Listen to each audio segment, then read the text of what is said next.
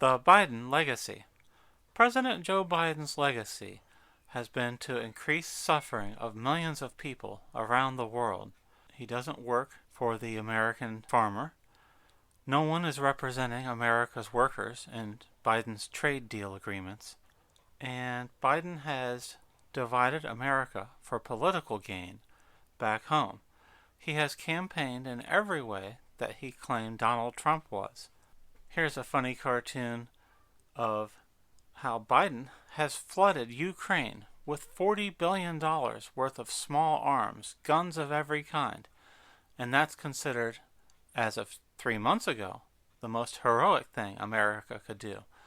Arming grandmothers, women, and children with every gun available, and then pitting the Ukraine civilians against hardened Russian troops on the battlefield.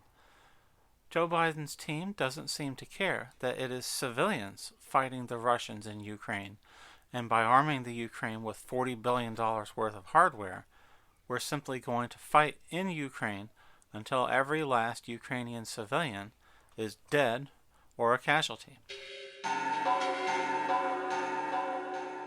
Going by the national news media and the stories that they are writing this past week on Uvalde, Texas, they already had their stories written. It was the same script they've used when President Obama was in charge of our country's mass shootings. They blamed the National Rifle Association. They blamed Republican senators like Ted Cruz and Mitch McConnell. It's the same old playbook from our news media. But what if we actually had a news media?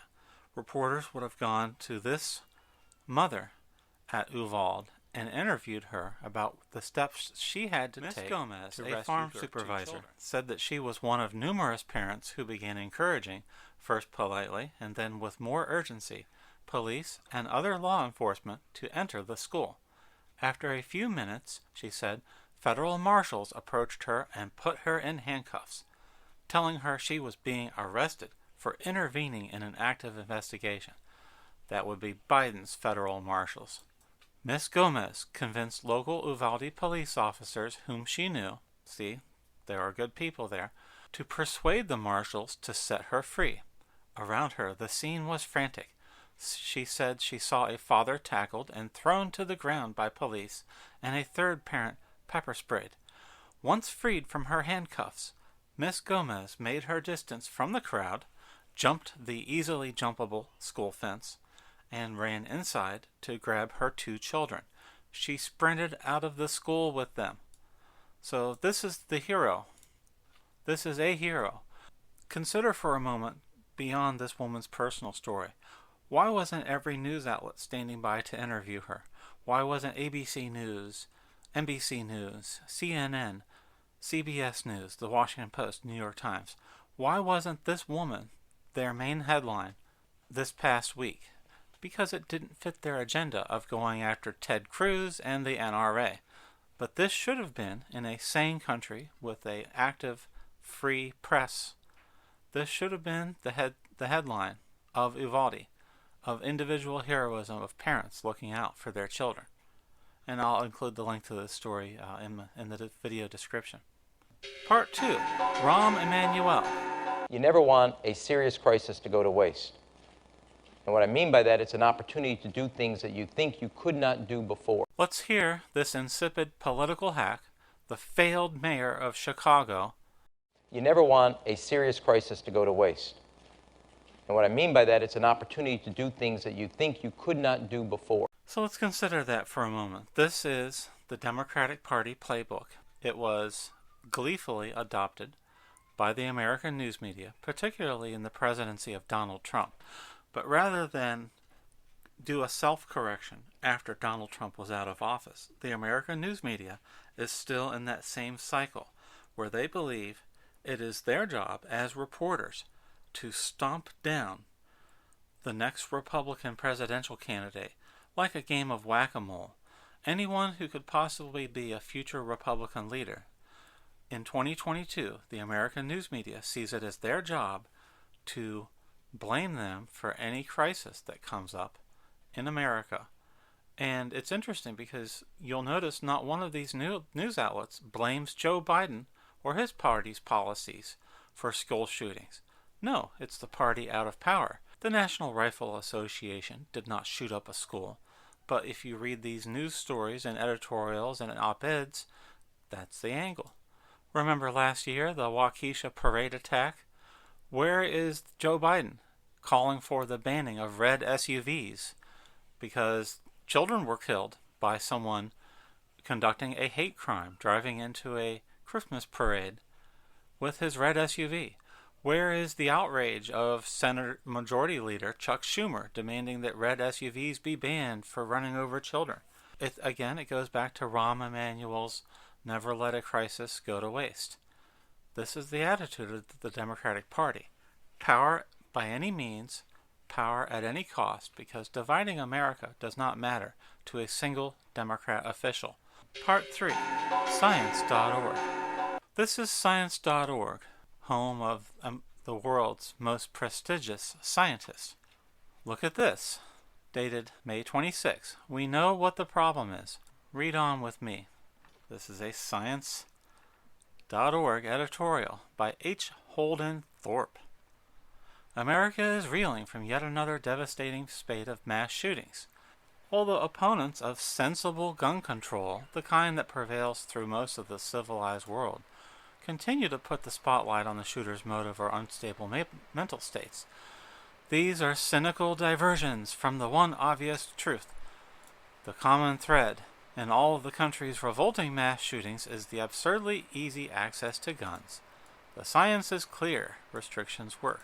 Listen to this sentence. The alternative is painfully obvious, living with more and more senseless carnage, courtesy of the National Rifle Association and their well-funded media lackeys. A nation of children threatened by gun violence does not have a future. Make protest signs, start marching. I thought we were told that protesting the government was insurrection. Isn't that what we were told as of January 6th?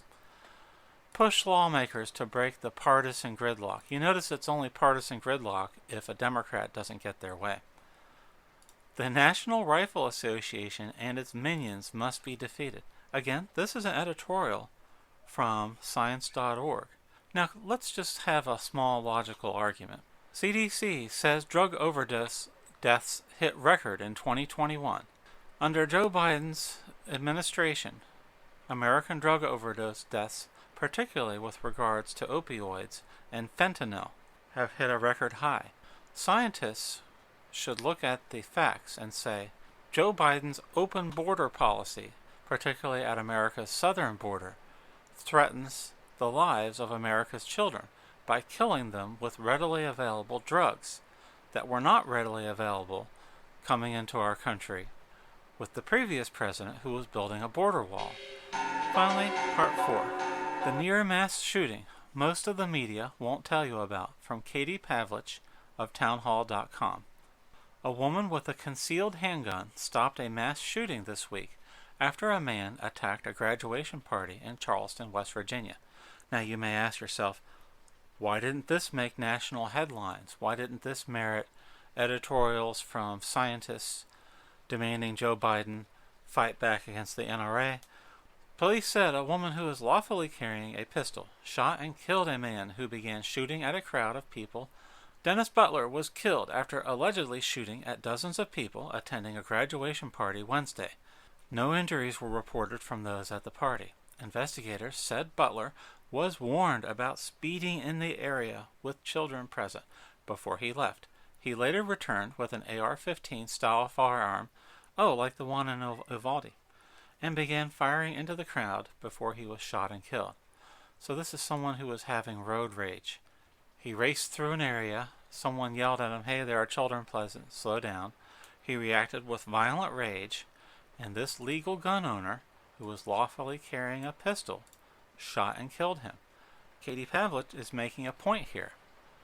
This was the mass shooting this week that the rest of the news media didn't think was news. In fact, look at this initial report here.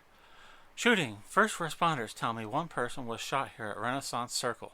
The person was taken to the hospital. Their condition is unknown. This is the beginning and the end of this news story, this tweet here.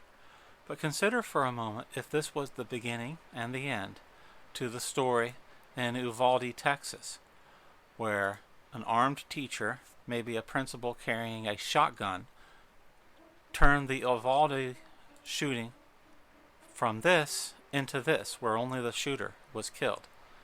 This is what should have happened in Uvalde. I'm not going to fault the adults at that school. We weren't there. The dead adults who tried to stop this person, they were clearly heroes. The people who were shot by the killer in Uvalde were heroes. We won't know those details for some time, and some we may never know at all, since the shooter is dead. But this story here is a good news story. It's a feel-good story, because a legal gun owner, possibly an NRA member in good standing, saved the lives of innocent people with their legally purchased pistol. And it's why Biden's legacy is not the legacy we were promised. Wait a minute. You get the final word, Mr. Well, it's hard to get any word in with this clown. Excuse me, this Hey, this let me just person. say to Joe Biden is a buffoon. He doesn't unify people. He hasn't brought Americans together. And he has actively caused harm in America and around the world. What damage can Biden do with the time he has left in office? And that may be the true legacy of Joe Biden. Thank you.